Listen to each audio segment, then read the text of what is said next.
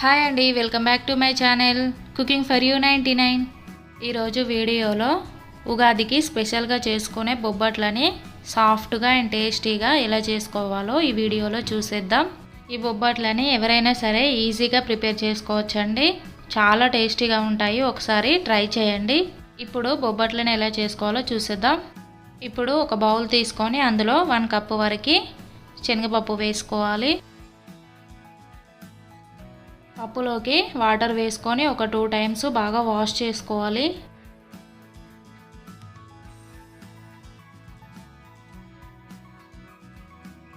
ఇలా పప్పును బాగా వాష్ చేసుకున్న తర్వాత మూత పెట్టేసి ఒక 2 అవర్స్ పాటు పక్కన పెట్టుకోవాలి.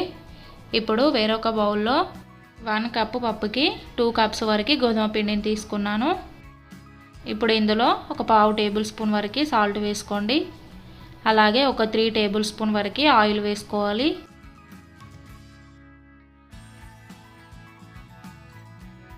ఇలా ఆయిల్ వేసుకున్న తర్వాత ఒకసారి బాగా మిక్స్ చేసుకోవాలి.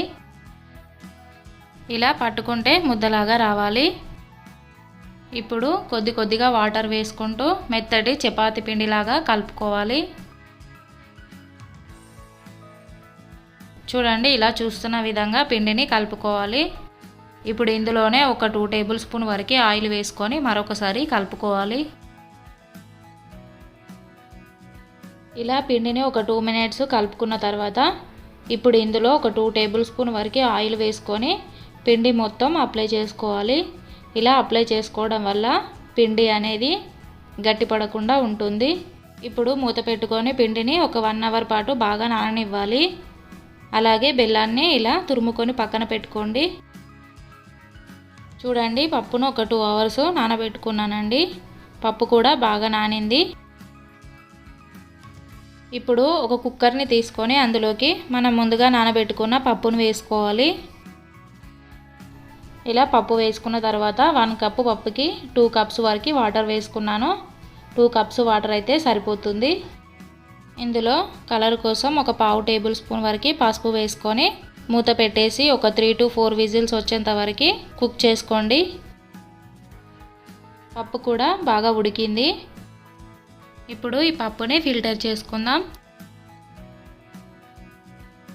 ఇలా ఫిల్టర్ చేసుకోవడం వల్ల పప్పులో ఉన్న ఎక్సెస్ వాటర్ అంతా గిన్నెలోకి వచ్చేస్తుంది. ఈ రసంతో చారు చేసుకోవచ్చు. ఇప్పుడు ఒక మిక్సీ జార్ తీసుకొని అందులోకి పప్పును వేసుకొని మెత్తగా గ్రైండ్ చేసుకోవాలి.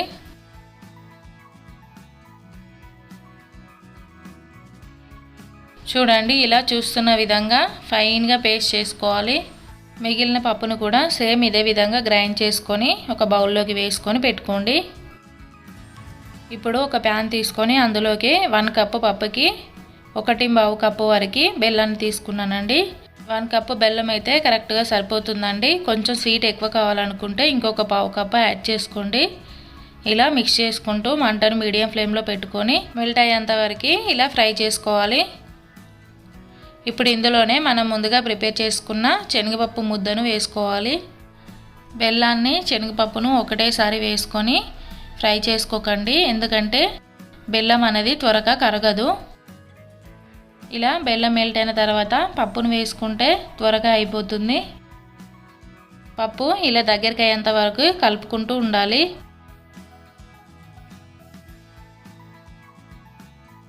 ఇప్పుడు ఇందులో ఒక 1 టేబుల్ స్పూన్ గీ వేసుకొని మరొకసారి మిక్స్ చేసుకోండి.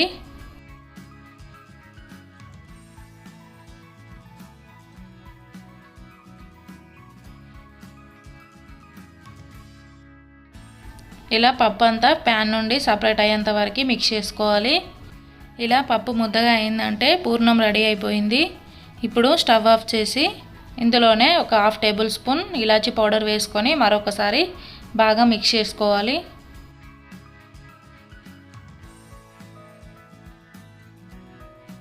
ఇలా పూర్ణం చల్లారిన తర్వాత చేతికి ఆయిల్ కానీ గీ కానీ అప్లై చేసుకొని రౌండ్గా బాల్స్ లాగా మీకు నచ్చిన సైజులో చేసుకోండి. చూడండి, ఇలా చూస్తున్న విధంగా బాల్ని చేసుకొని ఒక ప్లేట్లోకి తీసుకోవాలి. ఇలాగే మిగతా వాటన్నింటినీ ప్రిపేర్ చేసుకోవాలి.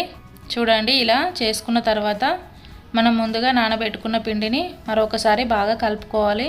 ఇలా కలుపుకొని పక్కన పెట్టుకోవాలి. ఇప్పుడు బొబ్బట్టును చేసుకోవడానికి ఇలా పాలిథిన్ కవర్ కానీ లేదంటే బటర్ పేపర్ పైన కూడా చేసుకోవచ్చు. ఇలా కవర్ పైన ఆయిల్ వేసుకొని స్ప్రెడ్ చేసుకోవాలి.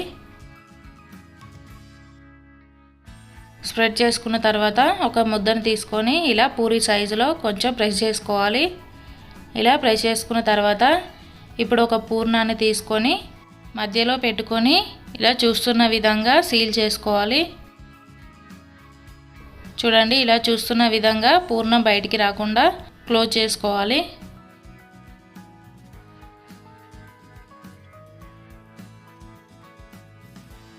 ఇప్పుడు ఈ ముద్దను కొంచెం చేతితో ఇలా స్ప్రెడ్ చేసుకోవాలి.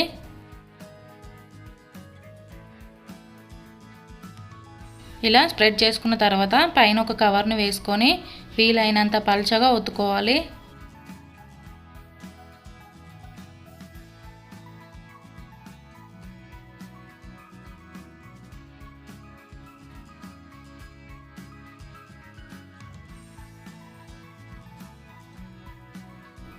ఇలా చూస్తున్న విధంగా పల్చగా ఒత్తుకొని పక్కన పెట్టేసుకోవాలి.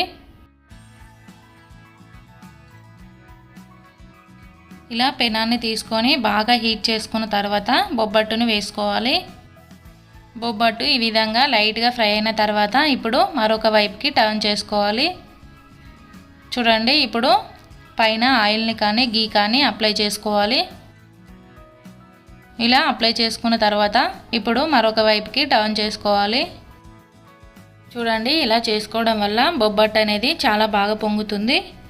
ఇలా పైన ఆయిల్ని కానీ గీని కానీ అప్లై చేసుకోండి.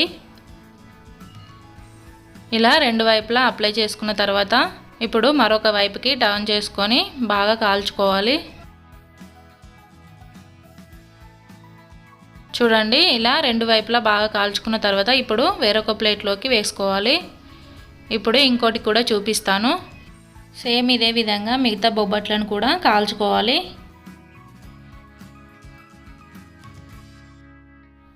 ఇప్పుడు ఈ బొబ్బట్టును వేరొక ప్లేట్లోకి వేసేసుకోవాలి. ఇలా చేసుకోవడం వల్ల బొబ్బట్లు అనేవి చాలా మెత్తగా వస్తాయండి. ఈ ప్రాసెస్లో చేసుకోవడం వల్ల బొబ్బట్లు అనేవి చల్లారిన తర్వాత కూడా చాలా మెత్తగా ఉంటాయి. మీరు కూడా ఇంట్లో ఒకసారి ట్రై చేయండి. అంతే అండి. రెసిపీ కనుక మీకు నచ్చినట్లయితే ప్లీజ్ లైక్ చేయండి, షేర్ చేయండి అండ్ సబ్స్క్రైబ్ చేసుకోండి. Thank you for watching.